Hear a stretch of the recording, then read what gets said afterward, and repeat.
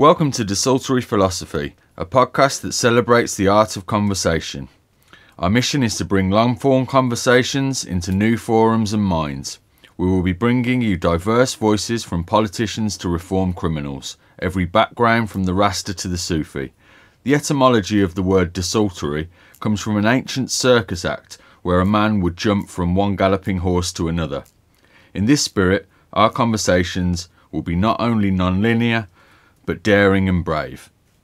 Okay, I'm here with Jess Phillips, MP for Yardley, also my sister, and we are up in my dad's attic in the house where we grew up. So this was your bedroom. It was never my bedroom. No, that's right. Yeah, I never had a period where this was my bedroom. That's right. I think I moved up here when I was about 12. Yeah, and I stayed downstairs. That's right. Through the boys' section of the house. Yeah, so you never actually made it up to the... No, I made it into that room once you'd all gone, but the bigger room up here, I made it up to the top level, but only after you'd all left. After we'd all, flew the nest.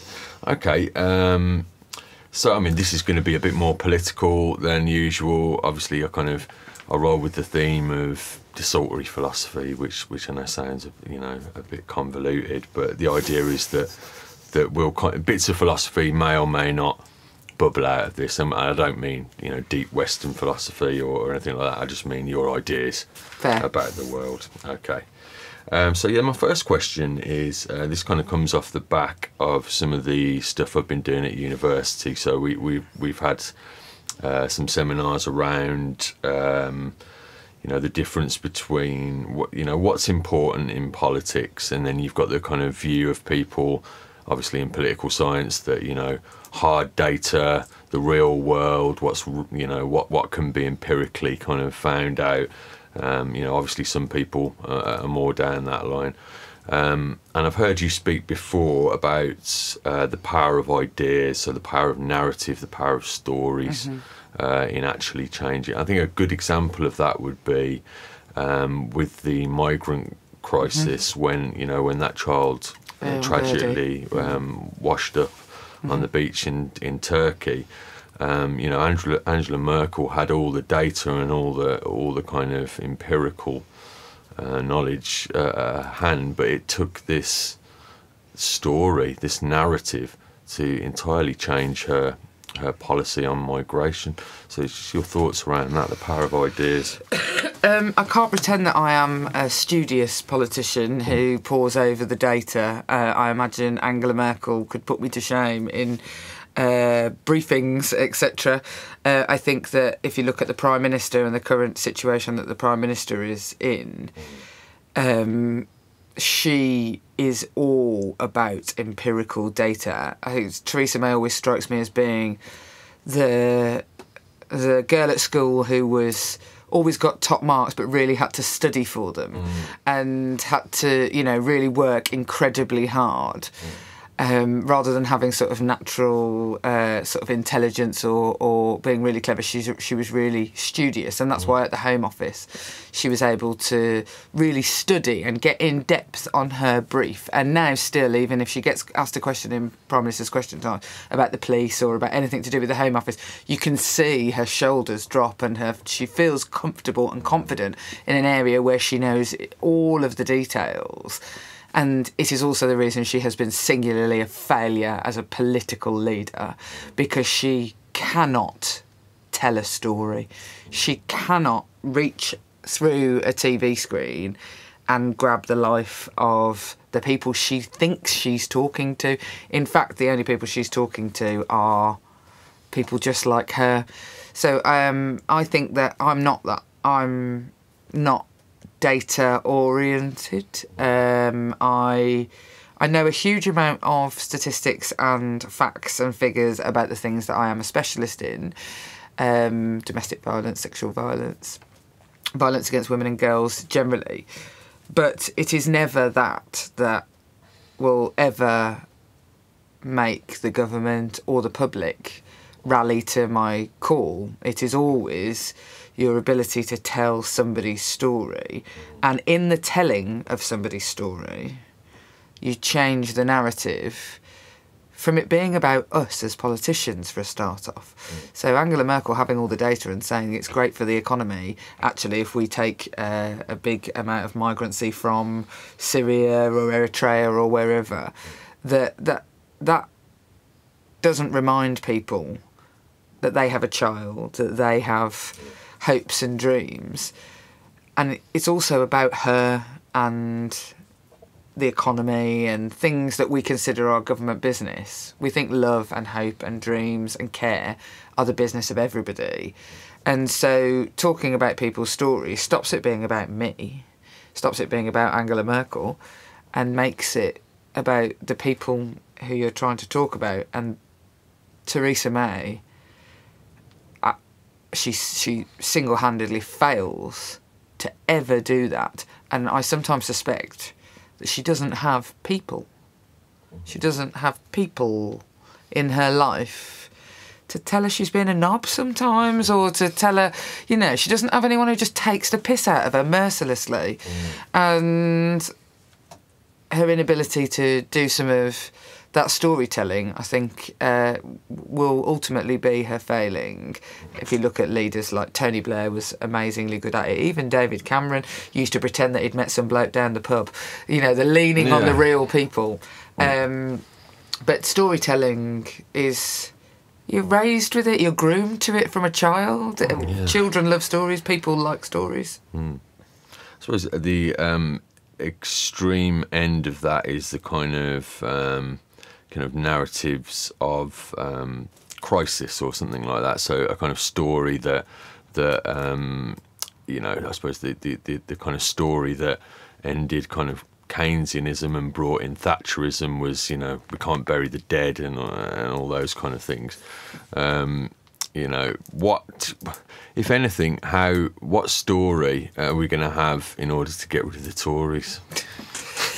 We need a much better story, because unfortunately, I think the stories that get told now, there is an element of moral panic from both sides. So there is the stories we all talk about in the Labour Party, but also in the Conservative Party, are about the extreme ends of the rich and the poor. So, I mean, I've done my own fair bit of rich and famous bashing this week. And it's very easy to create monsters of big conglomerates of Google, Facebook. It's very easy to do that. It's a story that's so easy to tell. It's 3 lines and everybody will know what you're talking about. And that is really important in political communication. And the other side of the story that we always tell is the poor, sorry, these people, look, isn't it terrible that this is happening to them? And I think that in the storytelling, and I am guilty of this as anyone, we've got fatigue. It's like fatigue around big world events. Like, you can't even notice, in lots of cases, terrible police brutality stories or overthrowing regime stories on the news. And the Saudi Arabia thing that this week, like, everybody, it has picked up some interest, the murder of Kamal Khashoggi. But, you know, these women weren't able to drive there before, and they've been raining bombs down on Yemen. People have sort of learnt to accept that they're baddies, and we've put them in the baddie category. So actually, news stories about that have become lost almost. We're so used to either this rhetoric of the real baddies, or look at these poor people, whether that's women, ethnic minorities, poor, disabled people. They are lent on for so much rhetoric at the moment that the story to get rid of the Tories is going to have to be something that reaches beyond that narrative, that reaches beyond we're the goodies, they're the baddies, because the vast majority of voters don't think of themselves in either one of those categories. They don't most people like fairness, and they don't like disabled people being horrendously treated by the benefit system, and they don't like Saudi Arabia, but somehow the story isn't about them. And so finding, I mean, it's a bit like Mondeo Man or Worcester Woman that they used to lean on. That idea, it's sort of become like horribly centrist. But there is something about the story that never gets told about people who live in 1930s 3-bed semis with one car on the drive and want to go on holiday to Malaga once a year. In Sheldon. Yeah, exactly. The good people of Wheelie Castle. You know what I mean? That never gets told. So finding that story and uniting the story so that everybody feels that it's the same story, that 3-bed semi in Sheldon lives in the same ecosystem as Windrush family from Nechells, as lives in the same story as people walking and marching against Saudi Arabia. There's got to be something that unites this commonality, and that will get rid of the Tories, because most British people don't want disabled people being hauled over the coals, but yet they still don't. Most British people didn't vote for the party that said that they would do that. Yeah. I think that takes me quite neatly onto the next question around identity politics. I think, what you've said there, there's kind of the left is almost.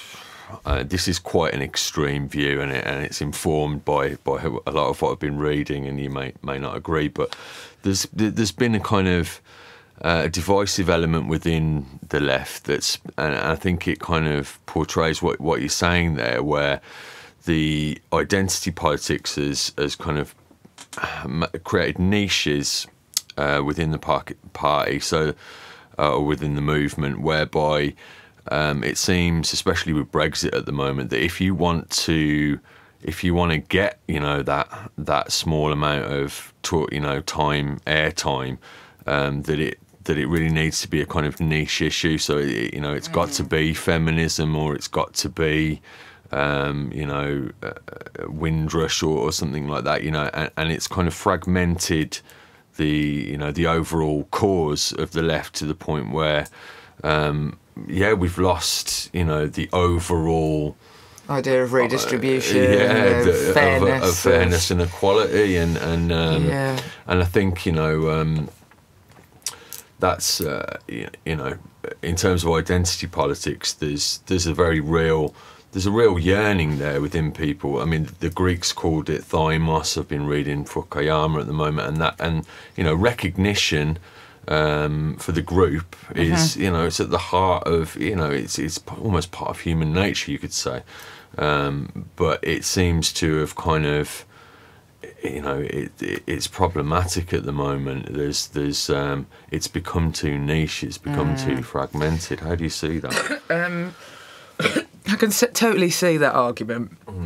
And obviously I'm an identity politics totem in lots of ways. It is feminism. I'm constantly having people saying that I care about victimhood or that I'm a snowflake. I'm not a snowflake, I'm an avalanche. But I think that the identity politics has become very de rigueur to talk about. I don't think that identity politics hasn't always existed. I think it has. The Holocaust, the white supremacy, these things, when they were on the right, the aspersions weren't cast on them in quite such the same way, whilst obviously we don't like the Holocaust and we don't like white supremacy. It wasn't because people were obsessed with themselves or their identity. It was just the horrors of them that people would talk about. So I don't think identity politics is necessarily a new thing. But I think it has become now much more so the pursuit of the left, where it had always previously been the pursuit of the right.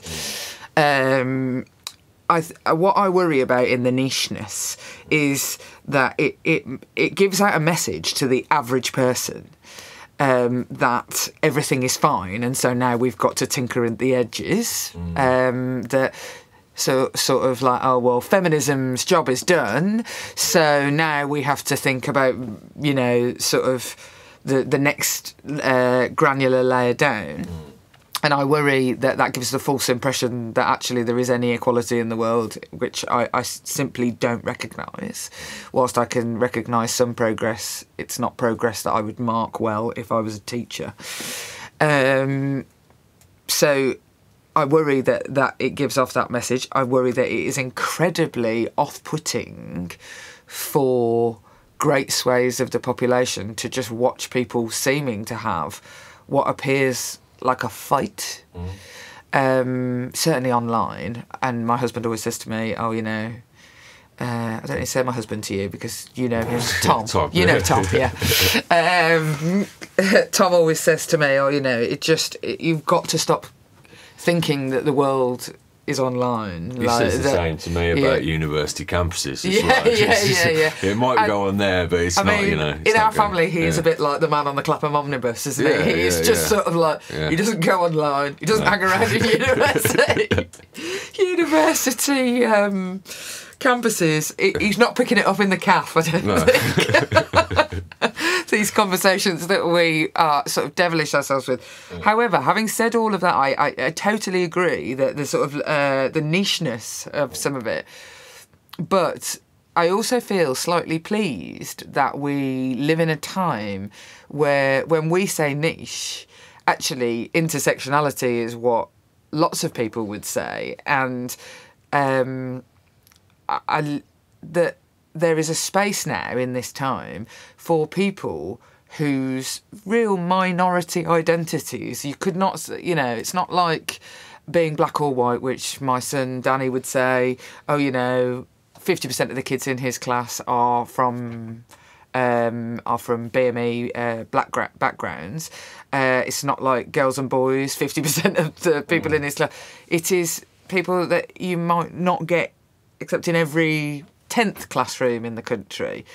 And I feel quite pleased that there is voice for people who have previously been, you know, felt really, really marginal, and that there is spaces, safe spaces for them to congregate. And online certainly has created that, where sort of niche identities, I think specifically of non-binary identities, just as an example, is that I think that there has created a space for people who just don't wish, who don't feel, who never felt like they were being talked about. And I think I feel quite pleased that I live in that time where people feel alive and noticed and like they can have a voice.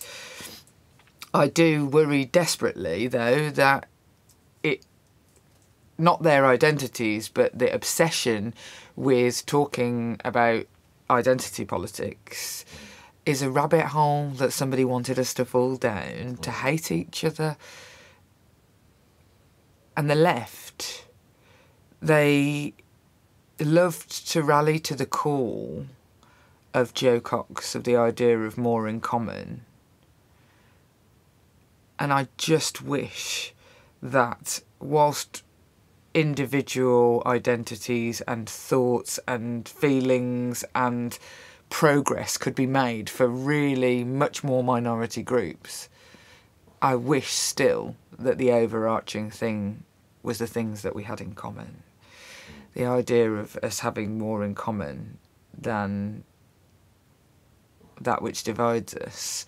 And I worry that in the fights, that some of the fights, the trans issue, which I believe I really genuinely believe, and maybe this is totally naive, I believe that there is protections for women's only spaces that are completely and utterly sacred to me, literally sacred. If I were to think of something that, you know, I don't have a religion, I think that women's only spaces might be, yes, my church.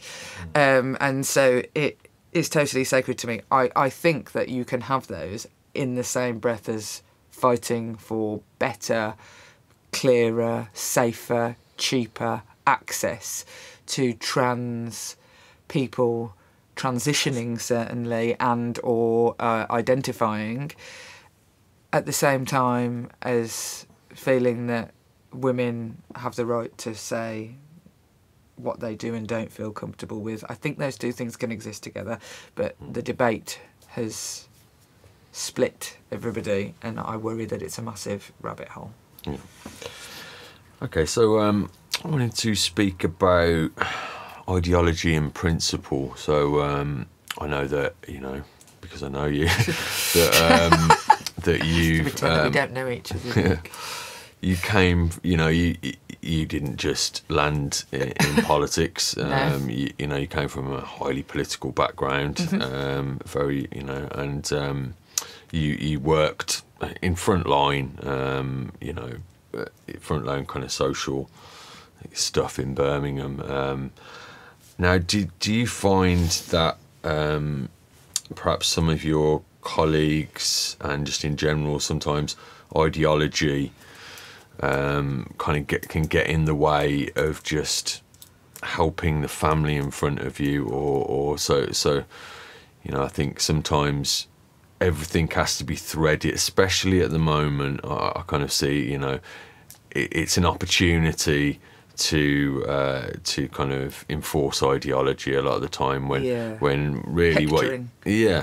when what you've got in front of you, and I've heard you say you dance with the devil if you could help a family, so how do you see that? I do think that is a real problem, and I think that pragmatism versus purity is a dangerous line for the left to tread, because people will shriek hypocrisy at you at every second if you do something that had good intentions and in fact a good outcome. People will say, oh yes, well, you took money from X, Y and Z to do that, oh, you're just a total hypocrite. And we sort of do that to ourselves. We go like sort of round in a loop. I remember vividly when I was working at Women's Aid, and the police grant that we used to use to fund, so it was a policing, not actually directly from the police, but from the pot of money that came down to fund police and crime activity before we had police and crime commissioners. We had a grant that funded specifically counselling services for children who had been raped. And just after the change of government, this money was removed. It was part of the cuts. So we just had no money left to fund that anymore. And so it was my job to then try and go and find that money. And I went and I got some money from the National Lottery. Now, I think actually the National Lottery, good causes stuff, I mean, it basically won us all those gold medals at the Olympics, didn't it? And in Birmingham there will be millions, billions probably over the time since the National Lottery has existed that has gone into causes where both you and I have worked. Yeah. And also we have probably both been the beneficiaries of those schemes, you more than me. But nonetheless, both of us have in some way been beneficiaries and also employed under those contracts. But I know, as you will know, that I was raised to think that the National Lottery was a poor man's tax. Tax on the poor.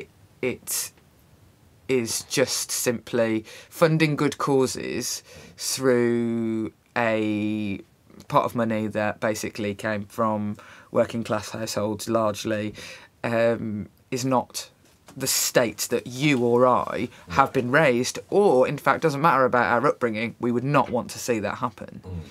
And we have to continue to fight for things like children's rape counselling services to be the business of the state. No two ways about that.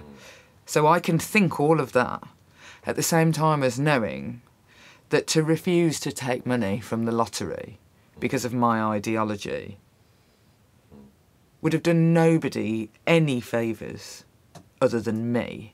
And what I always say is your ideology will keep you asleep at night, tucked up warm, but unless it keeps somebody who actually needs it tucked up warm, your ideology is bankrupt.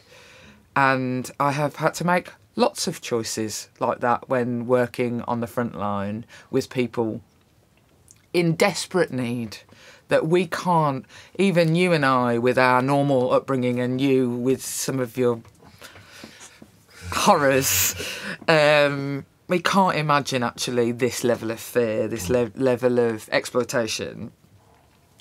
The idea that I would think that somebody wailing hypocrisy in my face because I'd gone into partnership with G4S, who took over our sexual assault referral centre, I could have said, no, this is morally bankrupt at G4S, that privatisation is privatising the sexual assault referral centre where clinical things are taken. I could have easily said that because that's how I felt. I don't think there should be somebody on a golf course somewhere who's a shareholder for G4S who is literally making money out of the fact that people get raped. That to me is morally bankrupt. But they were given the contract. So I could have walked away and stopped working in partnership, for example, with that organisation. Or I could have said, well, I would rather that a good third sector, independent, trusted provider continues to take referrals from this organisation, continues to send referrals to this organisation, and will work to make this work. I don't like it, but I have to work to make this work because the end user is my focus. So I have been in lots of situations like that. And everybody has a red line, don't they? You know, I'm not sure I'd be taking any money from the owners of Topshop. But everybody has a line. But I worry deeply that a lot of the ideology that gets talked about, especially of people at the very harshest end of life, wants to use them as a tool rather than part of the solution. And I didn't used to think that. I used to be terribly strident and certain that, you know, we were raised to think that, you know, to talk about burning Murdoch on a bonfire. Literally a song that we used to sing as children, which obviously I think is not okay now.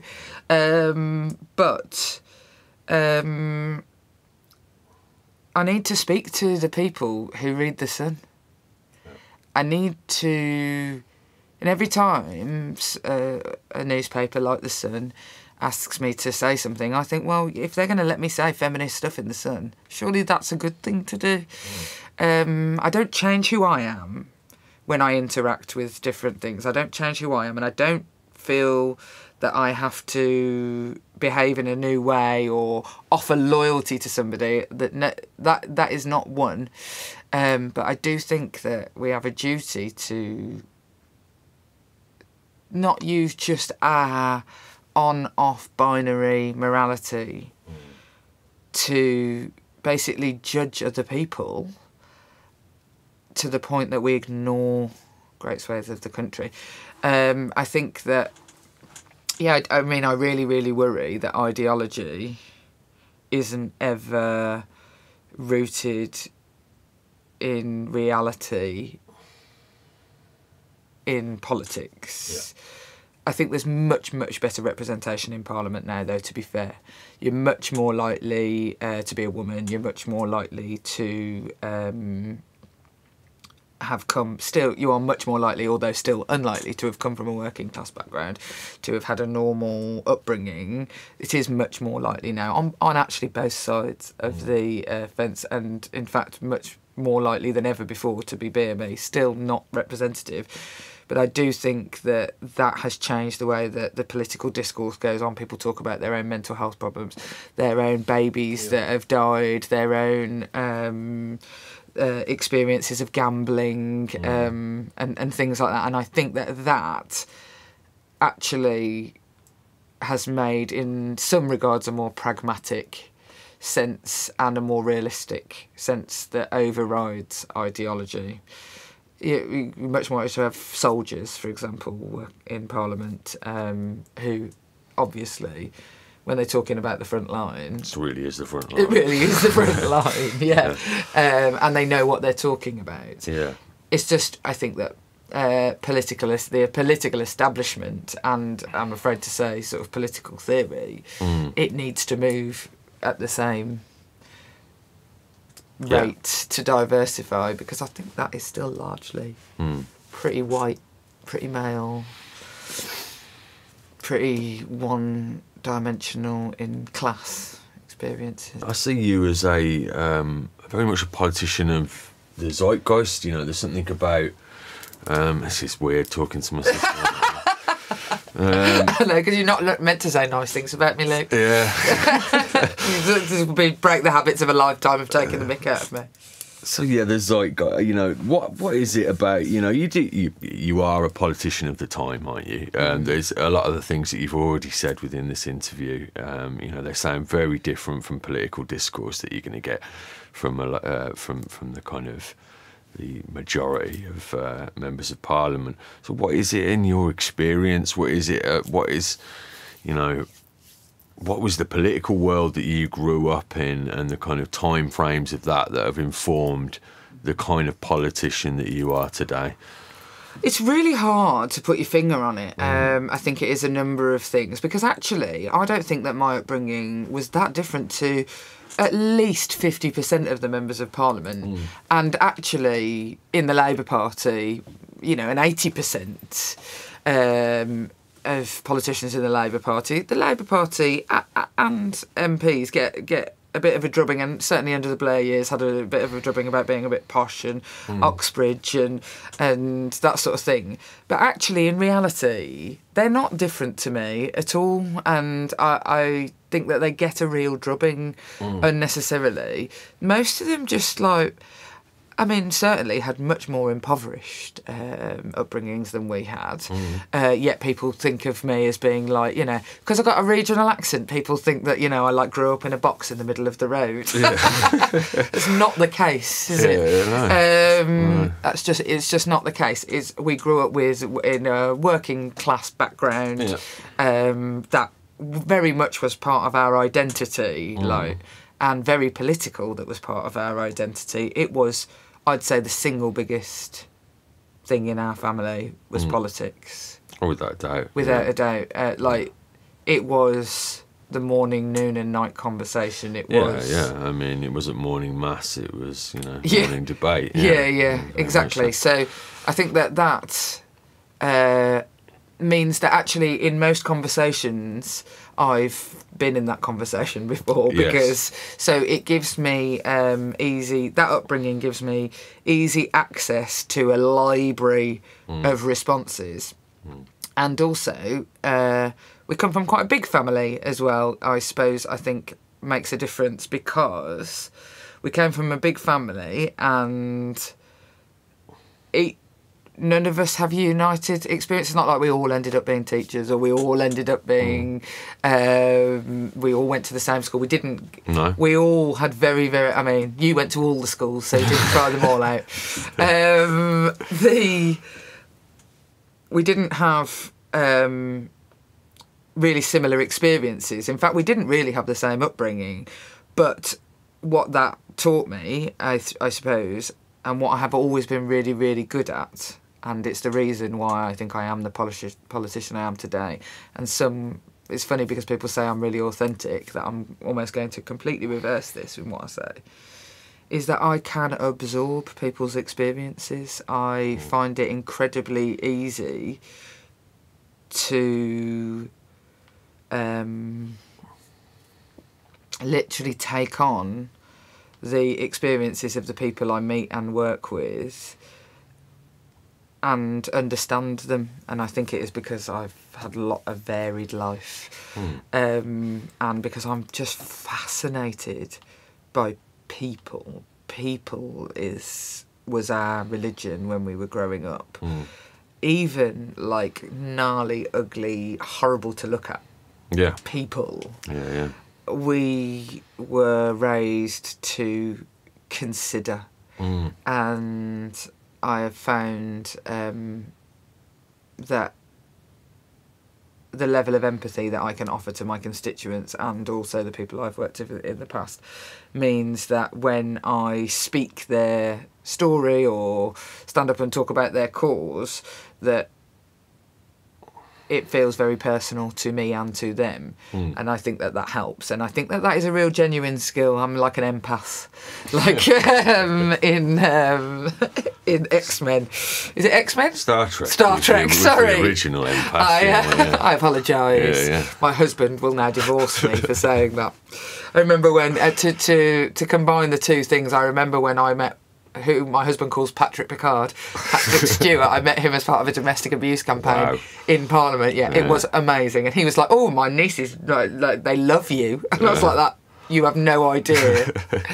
And Tom, I said to him, "Oh, my husband absolutely, like, he loves Star Trek," and he said, "Oh, get him to come again. We'll get together, and I'll bring my captain's uniform, and you can wear it." I was like, "My husband is not as slight as you, mate." But yeah, he was lovely. So I think that is the reason. I think that actually, though, to be completely honest, the single biggest reason why I have become a politician of the zeitgeist is. It's purposeful, and it doesn't necessarily come naturally, although you will think it does, having grown up with me. I'm still a bit frightened when I do it, is I try to always answer the question. And that means I get in trouble. But people, a bit like, somebody used this example to me recently, people like to be told something bad. Like the best advertising campaigns and the ones that we remember and the ones that actually engendered trust in us were things like reassuringly expensive. It's like we say, you know, if you front up with not perfect, but good enough. People are something much British about that, there is isn't something there? really British about me saying, you know, I'm not perfect, and I think that taps into the zeitgeist very, very well, in that I'm not pretending to be, you know, magical wizard. I'm not pretending that I'm perfect. I don't pretend that I've never smoked a joint. You know, I've never been naughty or... And I think that people, they're okay with that. And people write to me all the time and say, "I don't agree with you at all. I think your views are quite abhorrent, but fair play to you for having them." Yes, I see quite a lot of that. Yeah, like that. "Oh, I don't like her. I wouldn't be able to vote for her, but it's cracking the way she says what she thinks." Yeah. Now, I don't want to be one of those people on Big Brother who's like that. "Oh, you know, I'm true to myself." Yeah. It's not. I'm not. It is a choice that I make to be. Honest is too trite, is just to try and dig deep and just be okay with the fact that I'll say things wrong. And people like that. Yeah. I don't know why. This might be a slightly spurious link, but we both kind of went through, and this is spurious, the rave era. Right? I was watching a TV programme about it last night. Yeah, the rave era, But a lot of people probably don't know that about you, you know. That you know, you rave pretty hard back in the day. And did you watch the Glastonbury last night? It was on the Bowie with Glastonbury. Yes, and we were both there. We were both there, I was there in body, not exactly in mind, but I can vaguely remember it. But anyway, my point was, I think, you know, that may seem very spurious, but that was a kind of coming together of tribes after Thatcherism, really. If you look at the sociology of the rave era, and you know, it was a time where people kind of all different walks of life came and were quite empathic with one another, actually. You know, in those moments. And if you look at, you know, the politics, enhanced empathy. Look at, you know, some of the, you know, in the same way I think Bobby Kennedy and Kennedy kind of came off, you know, they had a certain everymanness that kind of came from hilarious, that they're like multi-millionaires. But that was kind of off the back of the hippie kind of trail. So I think you know, that when I say zeitgeist, you know, if we kind of fast forward to 100 years in the future, and you know, I'm blowing smoke up your arse here, but people are like, unpiecing, the phenomenon of the politicians of the time, and you may be, will they actually look at these, deeper sociological, times that people grew up in? They will, won't they? Because that's what people always do. Is like when you're made to read a book in English class and they say, "Oh, this is definitely about sex," and you think, "Always Thomas Hardy was about sex," and he's like, "It just seems like it's about wet grass to me." But so I'm sure people will look for the deeper meaning. I don't think that the talking about the rave era is necessarily stupid at all. Actually, I think that I was watching a TV program last night, really late last night. It was by Lauren Laverne, and it was loads of people saying that was a coming together of sort of gay culture and coming together of the rave culture, and it wasn't at all exclusive. It was literally like you can like anything, do anything, say anything. I never actually really liked the music there very much, I'm afraid to say. I wouldn't listen to it now. No. I like the parties because I like people. Yeah. And there was absolutely loads of crackers people. Yeah. Me and my friend Reese often sit in the morning and it's like we're talking our own language to each other, and she's like, I saw swampfish and this, that, the other. And like the other people around us on the school run are just like, what are you talking about? I think it was a backlash to the Thatcher era, and in fact my main political memory of that era was sitting in like a drafty room above the Aardvark Records in Moseley, which I think Friends of the Earth had like a thing, and we used to like plan what we were going to do to stop the criminal justice bill. The Aardvark Centre. The Aardvark Centre. We used to have a hummus pitta with some grated carrot. I thought you were incredibly sophisticated. Yeah. And we're trying to stop the criminal justice bill. And in this programme about raving last night, they had Tony Blair, who, I get called a Blairite all the time. He had Tony Blair standing up saying, we've got to stop these illegal raves, we've got to stop the repetitive beat. And I remember literally like poring over his words as like an angry teenager about how I was going to protest against them. Yeah. What do you think are some of the most pressing political issues today? What is it that... is there anything that kind of keeps you up at night, and how do you see? Oh gosh, so much keeps me awake at night. So much keeps me awake at night. I worry deeply that we are in a period of, fascism, essentially, the rise of fascism. And I think that our generation especially, not so much Dad's generation, but the two that came after, so ours and our elder brothers, we conned ourselves that liberal democracy was the default, when in fact, certainly in the European context, it's really only existed for 70 years. Absolutely. Yeah. And I worry terribly about my role in that as a politician, especially as one who, as you said, like people feel that they can trust for certain reasons, that I am a tool for division, that actually I become a tool for division in you're with us or you're against us tribe. And I really, really worry that we've got fatigue in that remember there's that brilliant sort of poem, when they came for the Jews. That I worry that the Windrush story and now this DNA story that has been in the news in the last few weeks about migrants being made to prove. Now, I have been going on about this because loads of migrants, the idea that there's 449 or whatever the government said, what a load of rubbish. I mean, there's probably that many in my constituency. I've been saying this is like eugenics, actually. This is institutionally racist, that my refugee constituents were having to prove that they hadn't stolen their babies for the sake of British identity.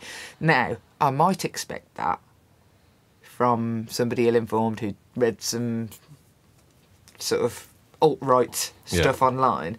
I don't expect it from the Home Department of the UK government. And so I worry deeply that sort of fascism is we're only we've been 10 steps away from it in my lifetime, and I feel like us all standing by while something terrible happens. Yeah, actually, we're only 2, 3, 4 steps away from that now, and that really, really, really worries me. And I worry that we're all tools in the descent, and we've got to. That's why I've become sort of like, and it is design. You know, I don't feel. I'm not a centrist. When people call me a centrist, you imagine somebody with our upbringing, what that is like. It makes me want to punch people in the face. Not that I would, because obviously I don't condone violence. Yeah. You'll be in a drill track tomorrow.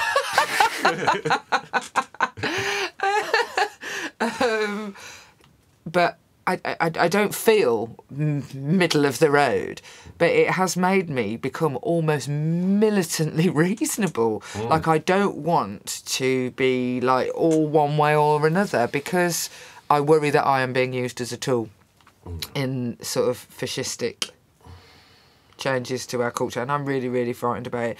Sometimes, not so much Danny, but Harry, my older son, he will say things that he's got from the internet.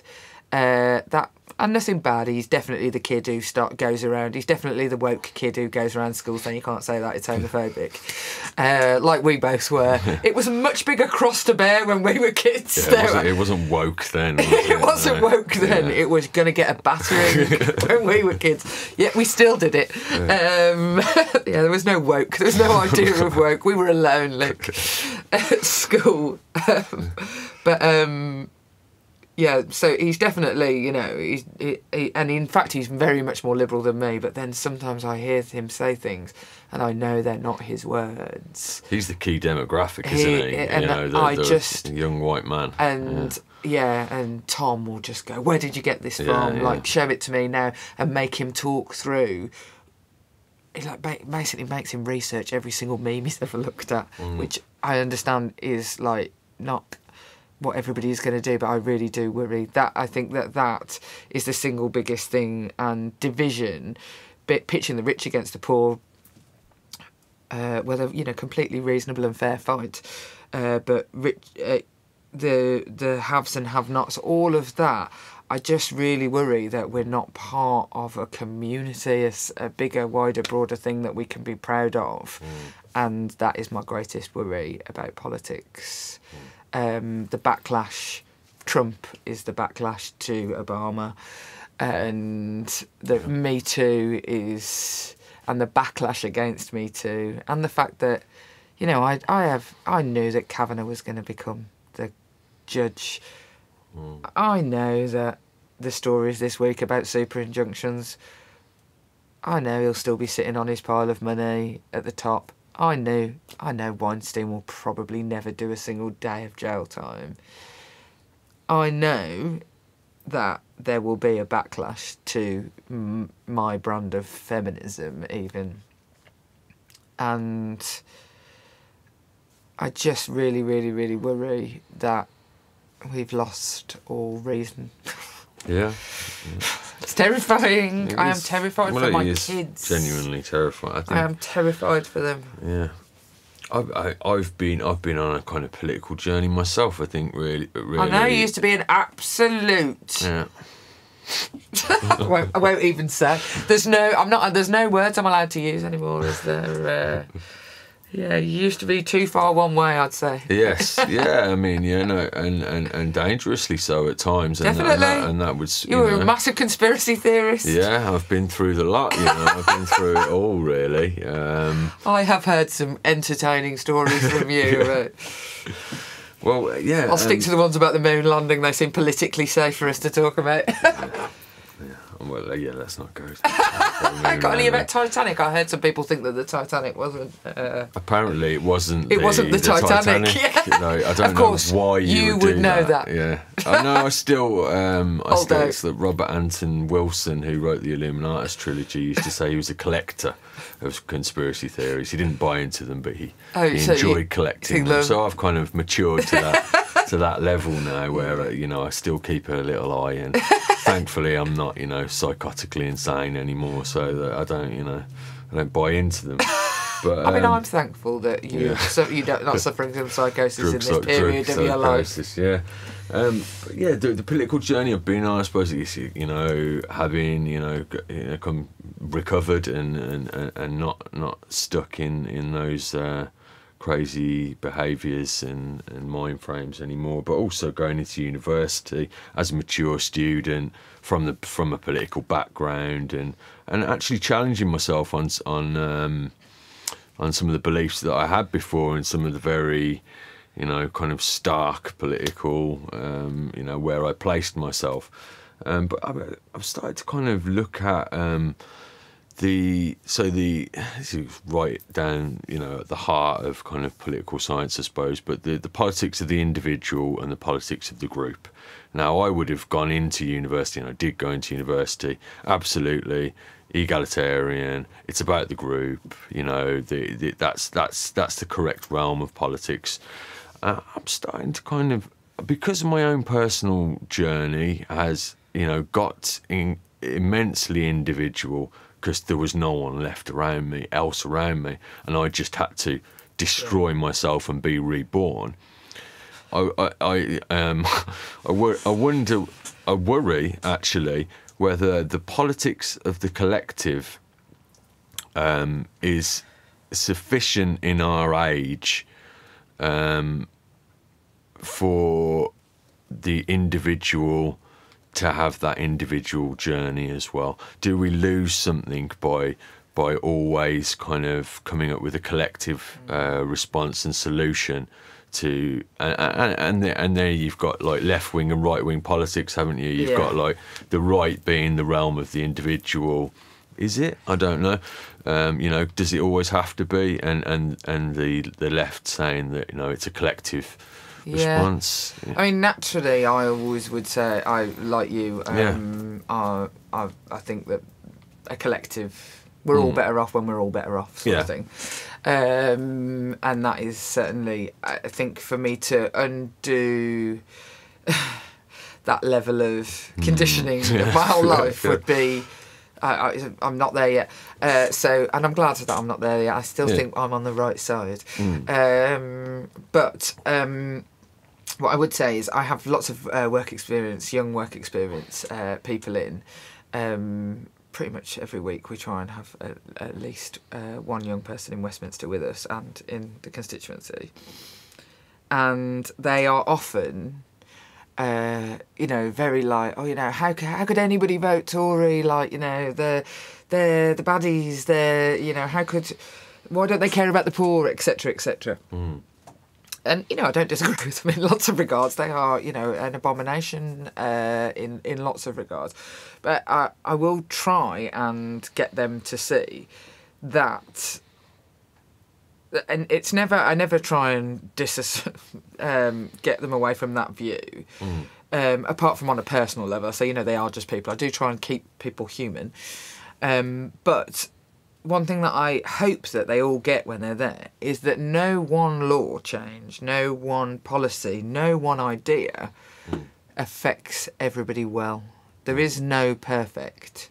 And with the group versus the individual, I have lots of reasons to think that, you know, if we do something that pulls everybody up, our idea of everybody often creates...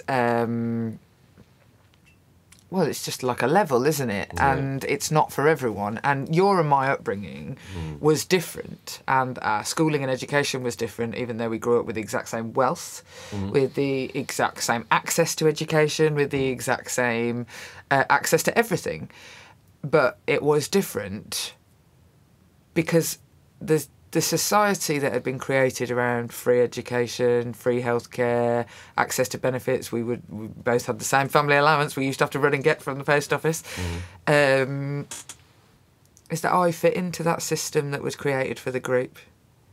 It fitted me, it suited me, and it didn't suit you.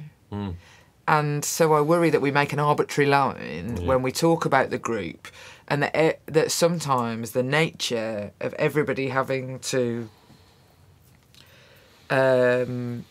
sort of communist at its roots, I suppose, that the idea that there is something that is good for everyone is provably untrue. Yeah.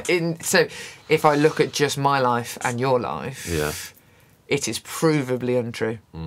The education system as it existed, where, you know, there's barely 18 months between us in age, it suited me and didn't suit you. Yeah. And couldn't make you work within the system. So I still believe that the group collective is the answer to improving things for everyone, and that a redistribution of wealth amongst that group will pull everybody up. I don't actually care about people being super rich, to be perfectly honest, as long as they pay their taxes. As long as they pay their taxes. And actually, I don't really care as long as everybody at the bottom can afford to live in a 3-bed semi with a car on the drive and go on holiday once a year. Actually, that's just to live, not just to survive. I want people to actually be able to live. And I will commit my entire life to that. But I think that there needs to be and I think the left have always been much better at this than the right. In fact, they're the only ones who cared about the collective, is that we need a collective approach, but that is flexible to understand the individual.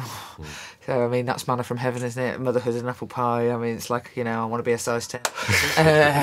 But I just keep eating cake.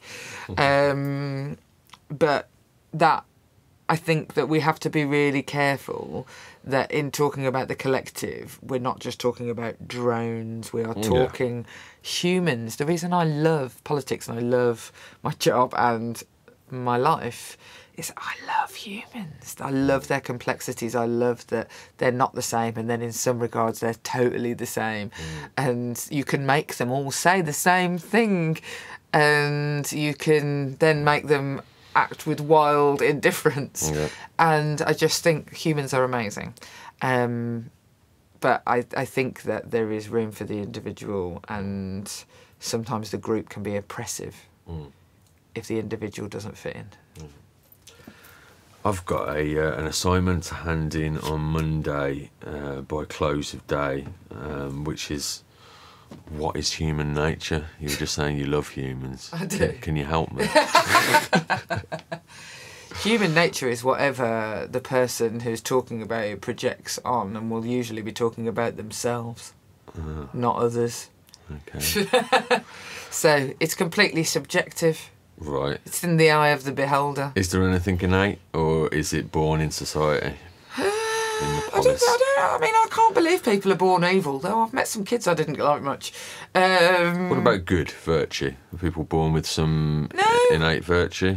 No, that's born in society and moulded by the... Well, your idea of virtue is dependent, isn't it? Depends what your idea of virtue is. I didn't find my children particularly virtuous on birth. They were really annoying. Stop crying all the time. Go to sleep. Nothing virtuous about it. It's like Tom often says, that your children are like, it's like Salami's like saying, it's like they come out like just really selfish and needy, and every year just take a little slice off them, being quite so selfish. So no, I don't. I think we're born innately selfish. Okay. Because of survival. Right. So human nature, what is human nature? Well, I suppose there's... Just write down the lyrics to the song Human Nature by Madonna. If only I could. And I'm not sorry, it's human nature. Yeah, human nature is... Yeah, there you go. Madonna has answered the question for us. Human nature is something that people can blame for behaving badly. All right. I'm not sorry, it's human nature. Oops, I didn't know I couldn't talk about you. It's just another tool that people feel that they want to lean on for just being arseholes to each other. It's not human nature to hate people. It's not human nature to want to... anything except maybe basic survival is human nature. But I mean, I don't even know if I think that. I mean, I won't go into the complexities of, you know, Chomsky and Foucault's kind of, you know, dizzying taking apart of this kind of stuff. But I suppose, is it worth us having a notion of human nature? Are we working towards a human nature? Is it worth having a kind of normative idea of human nature that we're working towards? As long as it isn't then used for political, ideological gain. Because people say, oh, you know, oh, I can't help but, you know, I have to look after my family, it's human nature. And that, you know, you have to look after your family because it's the right thing to do, you know. It doesn't mean you should also hate other people's families. Yeah, I mean, yeah, why not? That we could all sign up to one big... Sounds a bit like religion to me. We're never going to agree entirely. Yeah. It's against human nature. Well, that is absolutely no use whatsoever. Do you feel like you're hindered by the lack of the kind of classical education that other members in the House, perhaps on the other side, have had? You know, so I imagine they're probably kind of grounded in... I don't know. Yeah, I don't know what goes on at Eton, but I would imagine it's like almost a bloke in a kind of toga speaking in Greek. Like, I think that you may have endowing them with some form of elitist power. Yeah, I don't think you might have over-it that pudding, or does it empower you actually not to have had that? No, it totally empowers me not to have had that actually. What I think that I find really funny about the sort of public school, private school education argument that often goes on is that people misunderstand the idea of choice in this regard. And they say, oh, you know, well, it's just a choice people make. It's not really, because I couldn't choose to send my kids to private school, and mum and dad certainly, I mean, they would have sent you bloody hell if they'd had the chance to, you know, if military school from Bill and Ted's was an option. Well, I went to a reform school, actually. You didn't have to pay for it, though, no, did you? No, yeah. But, you know, it wasn't an option for our parents. I mean, they had too many kids to be sending us. But also, I think that people don't understand is that I actively wouldn't want it for my children. Why would I want my children to grow up to now, because I have a fancy job, to be immediately different to everybody else in their family and their peers and not to go to school? The single biggest factor, I have to say, wasn't even the academic brilliance of the school I picked, secondary school I picked for my eldest son. I say I picked, he picked, for my eldest son. Whilst it is a brilliantly academic school and it's a brilliant... Actually, I just wanted him to go to school with the kids who live down the road. Yeah. That was the single biggest thing. And I think that is what it's to their detriment, the people who had that different education, is that they had no sense of community and they had no sense of belonging or coming from anywhere. I remember being at Glastonbury, it may have even been Glastonbury 2000, and I was with my friend Helen Rosser, God love her, and some people came up to us and they were talking to us, and they were like, oh, are you from Birmingham? Because they could tell from our accents, and we were like, yeah, and then Helen said, oh, are you from Posh? Because, you know, the sort of sense of identity about where you come from, to me, I'm not necessarily particularly patriotic, although I get more patriotic about Britain as I grow older, I have to say. I am really patriotic about Birmingham. I am really patriotic about the bit of Birmingham that we grew up in. I am incredibly patriotic about it. I'm so proud to be from here. Like, it oozes out of me whenever I hear anyone with a Birmingham accent in London. I'm like, run down corridors to get to them. And I think that because they didn't have that, they create it in their poshy spaces, and their networks are brilliant and amazing, and they all seem to know each other. But I actually think that's really detrimental. I like to belong. I like the sense of belonging, and I think belonging matters much more to people than we give credence to, because we handed over all the power to people who didn't have the same sense of belonging, didn't know what it meant to belong somewhere. because of their education and everything. But no, I think, funnily enough, I mean, I think I don't for 1 second think I'm not as clever as those people.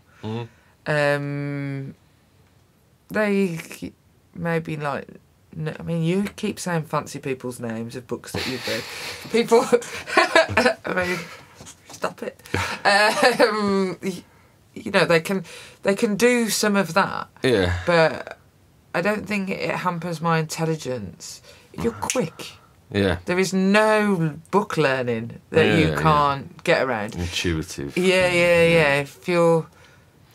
But I have to say, I don't think they treat me any differently. Even those posh ones. Cameron, I always thought... I mean, I was almost certainly a total insignificance to him. But I just got the sense he didn't like me. In that he pretty much said that to me. But not Osborne, like, or Jacob Rees-Mogg, or although Boris, I'm certain he doesn't like me, but then I have made no bounds about telling him how much I don't like him. See, Boris Johnson, I think, is the absolute epitome of this problem, is that his classical education, which he clearly leans on with his, you know, bona fide, sola fide, blah, blah, blah, blah, blah, Latin. I mean, I did Latin at school anyway, so whatevs. But he isn't... I don't think he's clever at all. No. I think... People often say, oh, you know, the buffoonery is a really clever thing that he's doing. I don't believe I think it's a total double bluff. Yeah. I think it's a total double bluff. But no, I don't feel it's hindered me in any way, shape or form. I think it has enhanced it. Okay. And my final question was on, you know, we both, and you've already touched on this. We both love the city of Birmingham. You know, with a real passion. You know, I've got a vast amount of civic pride, and totally. Yeah, it's you know, I see a lot coming from, a lot of possibility from Birmingham for a lot of the reasons that you just spoke about. I think it reminds me of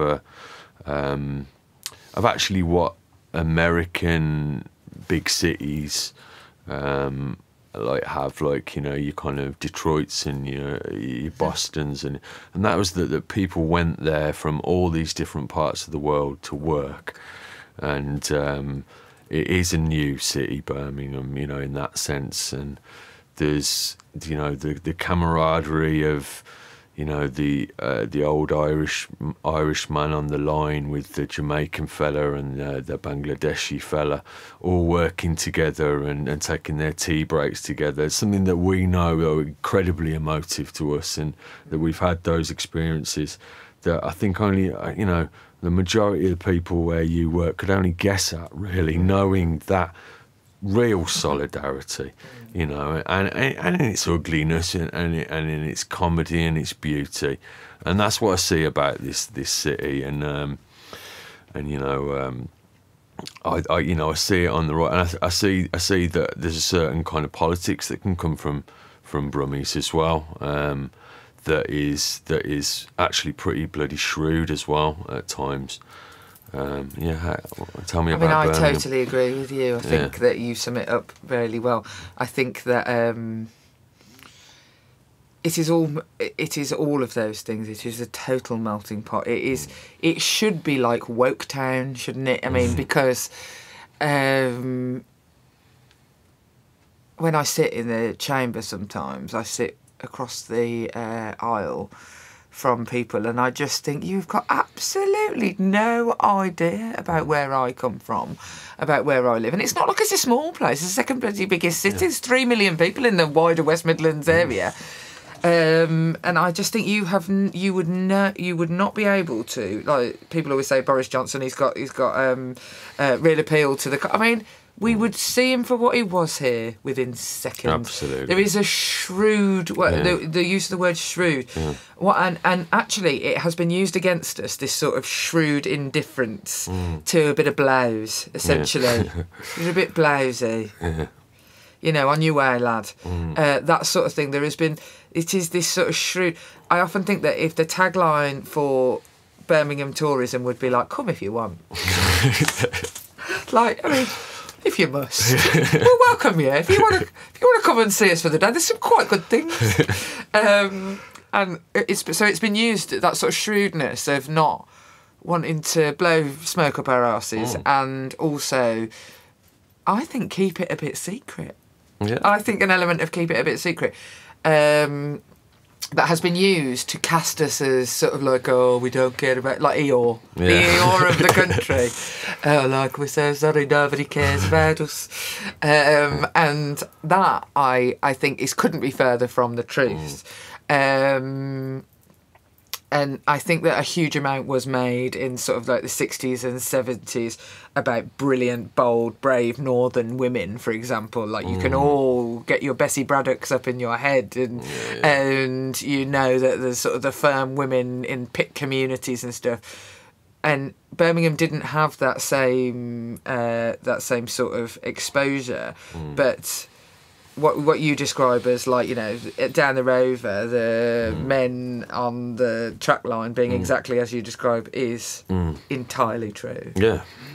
And growing up with, I sometimes like when I'm with people who aren't from Birmingham, especially people who are from South Asia, and you'll know the names of the food and stuff, and you can speak in passable Punjabi about food, and people are like, "Oh my God, I can't believe you know." So I'm from Birmingham. Yeah. Of course, I know what gulab jamun is.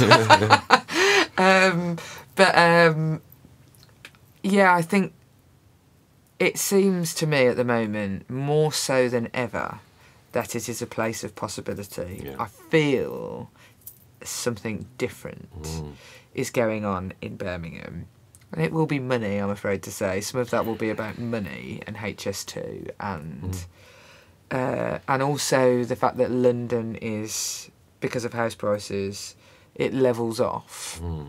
It's the economy, stupid. It's levelling off because it got so goddamn ridiculous that I can feel things happening in Birmingham as a sort of spillover from London. So I can feel that. However, what bothers me about it is that the sense that it isn't anywhere but the city centre, Harborne, Moseley, Kingsea. Yes. Sheldon is the bit everybody drives through in my constituency from the airport to get into town. And if this new era of developing Birmingham doesn't somehow capture the comedy genius of, you know, some bloke or some woman chatting with each other in Sheldon. People always say you're really funny as a politician, and it is nothing more than piss-taking, brummy. Yes. The ability to laugh at myself and not take seriously when people criticise me has been my greatest protective asset. Yeah. Because, as Dad used to say to us, you're only really awful to the people you love. Yeah. And that is innately, I think, from being the sort of underdog Midlander. Yeah. You know, I don't mean it, but I mean, has he ever said anything nice to your face, ever? No. Never. When he talks about us behind our backs, you'd think that we were like God gurus. Yeah. That we're like little Buddhas to him. But to our faces, it's like, you must never get a bob on yourself. Yeah. I think, you know, every elder in our family is exactly the same. My Nan used to make Mum stand up and say, turn around. And then she'd turn to me and say, you can't believe she used to be so thin we had to have her hospitalised. She used to say, there's people in the street, that top, it's no friend of yours. That blouse, don't wear it again. But, you know, they were really kind people. And I think that there's something about that element of my culture that I am so proud of, so fiercely proud that when my kids take the piss out of me. Yesterday I got home, I said, can you play this game one player? And Harry just turned to me and said, well, not really. Yet here we are. And I just was like, I just gave him a massive cuddle. I was like, I'm so proud of you. Just total piss-taking sarcasm in the face of my obviously stupid question. It's just like, yeah, here we are, Mum. And I'm really, really proud of that. And I think it's one of the reasons that of the sort of zeitgeisty question and the idea is that I've had all the bad things said about me. I've, people already think that I'm stupid because of the way I talk, and people already think that I'm from a place no one would ever want to go to, and that I obviously would want to rush to get away from it. But, I'd sooner move to the moon than move out of Birmingham. Lovely. Thank you, MP Jess Phillips. No worries.